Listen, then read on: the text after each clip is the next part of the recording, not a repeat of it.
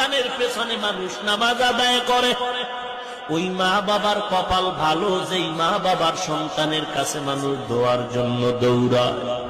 ওই মা বাবার কপাল কত ভালো যেই মা বাবার সন্তান জমানার বড় আলেম হাফেজ।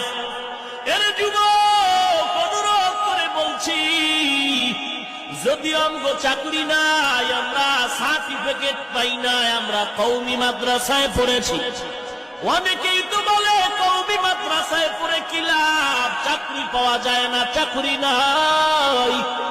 আল্লাহর কসম, কোন পাগের বাচ্চা থাকলে দাঁড়ায়া বল, আমরা কওমিতে পড়ার কারণে চাকরির অভাবে, সার্টিফিকেটের অভাবে কোনদিন কোন হাফেজ সাহেব, কারি সাহেব, মাওলানা বিবির জন্য, ছেলে মেয়ের জন্য কোথাও ভিক্ষা করেছি নাকি? না না, বরং যদিও ইমামতি করি ৬০০০ বেতন ৬ মাস বাকি, যদি আমরা মুয়াজ্জিনি করি ৩০০০ বেতন ৯ মাস বাকি, তারপরও আমাদের কোনো টেনশন নাই।